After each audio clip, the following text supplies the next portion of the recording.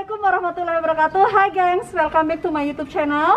Kali ini kita ada di program namanya Inspirasi Bisnis Lombok. Program ini semoga bisa menginspirasi semua gengs Lombok yang ingin membuka bisnis. Nah, yang kali ini mau aku interview adalah salah satu owner namanya Furosiki Lombok. Furosiki Lombok itu menjual barang-barang yang ramah lingkungan, jadi zero waste gitu. Sekaligus usahanya ada campaign. Aku pengen tahu kenapa sih dia memilih Furosiki dan kenapa membuat usaha plastik ini nih, lihat nih. Ini plastik yang tidak sia-sia. Aku terinspirasi banget siapa ownernya, so let's check it out.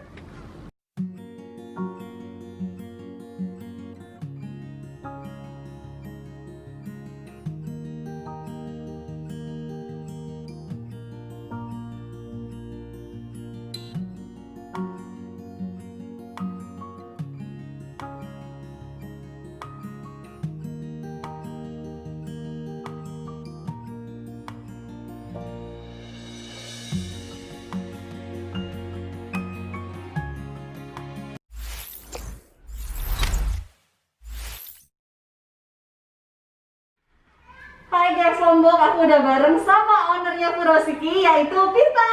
Yeay! Kita so heboh karena kita cuma berdua aja di sini ya. Jadi senang dipanggil Pita, Pita atau bagaimana? Ibu Furosiki apa aja ya, tapi nggak mau beneran ya. Aku biasa manggilnya Pitski, manggilnya Pita gitu. Karena Pita ini sebenarnya sahabat aku dari SD ya, Pit ya, kita ya. Cuma sering pisah. Iya, cuman deketnya SD, abis itu kayaknya kerja kita pernah berapa kali ketemu, cuman aku nya kerja kan karena emang kerja di bandara dan dia udah kayak setrikaan ya, bolak-balik, cuma bolak-balik bandara gitu. Aku dulu yang tukang sobekin boarding passnya dia gitu, dia udah bolak-balik terus sama kerja. Nah, pas banget, makanya itulah aku mau interview kamu kali ini karena yang aku tahu Pita itu soalnya dulu kerja gitu, nggak pernah berbisnis setahu aku. That's why Inspirasi Bisnis Lombok kali ini aku interview Pita. Nah, di Inspirasi Bisnis ini akan ada namanya rapid test sama swab test. Rapid test itu pertanyaan yang akan dijawab sama Pita, pertanyaan dari aku tentunya, dan dikasih penjelasan sedikit untuk gengs Lombok gitu ya. Baik. Kita mulai dulu dari rapid test, oke? Reaktif nggak nih ya? Reaktif apa enggak? Oke, Neng. Tentang corona ya, Bu, temanya, Bu. Aku berdebar. Dulu kerja kantoran nggak sih? Iya. Kerja di mana? Kerja di bidang aviasi. Oke. Kenapa memilih ke bisnis atau usaha seperti Furosiki ini? Satu, tujuannya kan memang nggak cuman untuk mencari istilahnya keuntungan ya.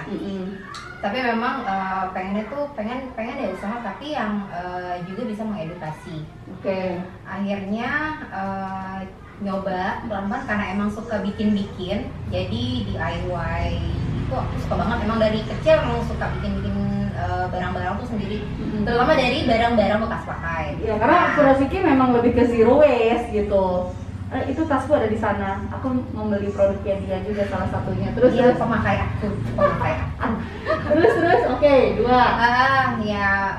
Terus memang mencari sesuatu yang baru gitu kan. Jadi, yang baru ini yang belum ada di Lombok maksudnya gitu.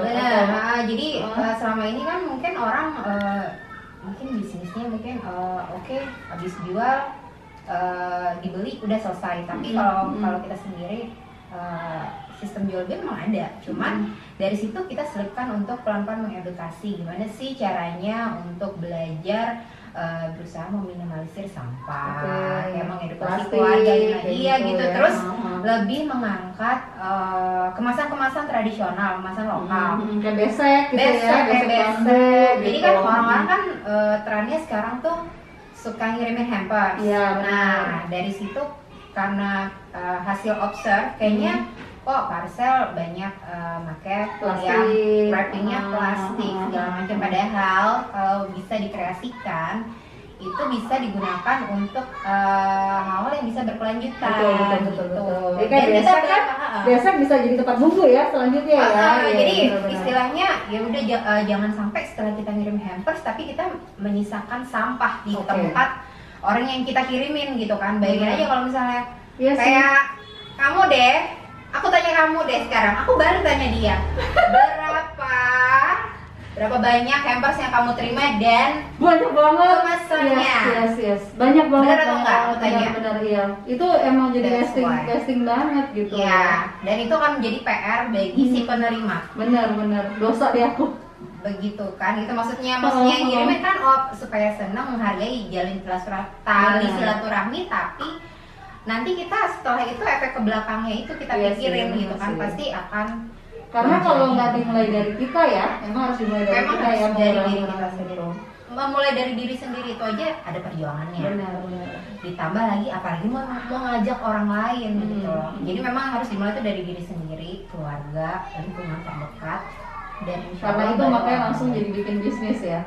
Iya kan? Dan ternyata memang untuk mengkampanye untuk minim sampah atau mengurangi sampah itu memang harus dengan cara-cara yang lebih menarik gitu, karena orang tuh udah lumayan boring dengan jangan buang sampah sembarangan dong gitu. Yaudah orang tuh kayak makanya lewat kita kan juga ada workshop, kan ada workshop. Dari workshop itu kita berusaha mengajarkan ini nih bisa dipakai lagi kok barangnya berkelanjutan asalkan kita mau kreatif. Jadi berhenti ngantor, resign totally. Iya. Memang alasannya karena mau berbisnis atau alasannya karena biar fokus sama anak-anak atau both of them? Both of them. ya. Karena memang kalau jujur aja kalau yang pernah kerja di bidang aviasi pasti tahu ngerasain rasanya banget. Jadi pulangnya udah nggak karuan segala macam gitu, dan aku sudah melewatinya hampir 15 tahun. Udah capek jadinya ya? Iya. Nyesel nggak? Nggak nyesel, karena emang itu yang harus dilewatin gitu. Jadi memang ada yang hal yang tidak bisa dibeli ya? Waktu sama anak-anak itu ya? Benar. Karena soalnya yang aku tahu, kita ngerintis bisnis itu kan nggak bisa mulai bisnis sekarang and then kamu dapat profitnya besok, itu nggak bisa kayak gitu. Kan itu memang harus muter modal lagi. Iya, dan memang kan satu kita juga butuh observasi, apalagi kalau di bidang kreatif itu kan bukan 1 tambah 1 sama dengan 2 aja gitu. Terkadang kita harus ini gimana sih kita kadang nambahin duit sendiri jadi kayak yang istilahnya gimana sih kita untuk men-serve ke orang tuh biar orang tuh juga senang. Makanya setiap eco gift yang kita punya itu kita usahakan benar-benar personalize. Oke, sih. Jadi kamu juga senang ya, memang senang kan soalnya kayaknya kan? Iya, budak detail of attention sih sebenernya. Dia soalnya kalau ngirimin awal tuh memang lucu banget gitu, gue aja nggak kepikiran sih. Terus kenapa namanya Furoshiki dan tahun berapa dimulainya Furoshiki?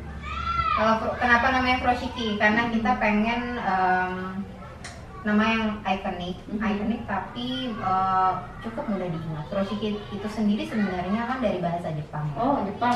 Iya, jadi Furoshiki itu sendiri sebenarnya sih seni membungkus kado. Oh, artinya Furoshiki itu seni membungkus kado. Membungkus kado itu orang banyak taunya tuh pakai kain diikat. Jadi itu benar-benar tradisional. Sebenarnya kalau Indonesia sendiri kan istilahnya kalau yang di Jepang bakulan kan, gitu. Bakulannya diikat pakai kain yang gitu ya. Itu istilah Jepangnya ya Furoshiki gitu. Oke. Kenapa ditambahin ada lomboknya? Karena memang kita di Lombok dan memang sangat pengen ngangkat ini loh kemasan-kemasan yang ada di Lombok ini banyak ya. Bagus ya, dari bambunya kita, beseknya kita dan segala macam ya. Terus tahun berapa mulainya? Tahun kemarin. 1 tahun berarti ya? Pas 1 tahun berarti ya? April 2019. And then gimana? Goalsnya udah tercapai atau belum? Goal sih masih banyak yang belum ya, PR-nya. Karena kan memang karena sambil edukasi ini, jadi memang PR-nya itu pengen ngapain lagi sih? Itu to-do list-nya itu emang banyak banget gitu. Tapi semuanya tuh ya udah dijalani karena memang semuanya itu tidak bisa secara instan. Jadi masih ada goals yang belum tercapai. Tapi kira-kira goals yang udah tercapai apa? Kalau yang belum kan tadi udah dijelasin nih, masih ada gitu. Yang goals yang udah tercapai itu apa? Yang belum, sebutin salah satunya apa? Yang sudah tercapai pertama pengen bikin mini workshop. Jadi di workshop itu sendiri pengen ngumpulin teman-teman gitu kan, baik ibu dan anak, Jadi pada saat waktu workshop itu sendiri mereka akan punya waktu untuk bonding. Biasanya kan kita Ya aku pernah ikut workshopnya dia sih. Iya, Tapi karena pandemi, karena pandemi jadi nggak bisa kan? masih hold dulu. Tapi insya Allah kalau soon memang ya. keadaan sudah memungkinkan lagi untuk kumpul lagi, karena itu nyenengin banget gitu. Tapi abis konten yang berikut tetap saksiin terus karena dia akan membagi skillnya itu. Ya salah satu dari workshopnya loh itu nanti di Kreatif Lombok. Ini lanjut lagi inspirasi Lombok dulu.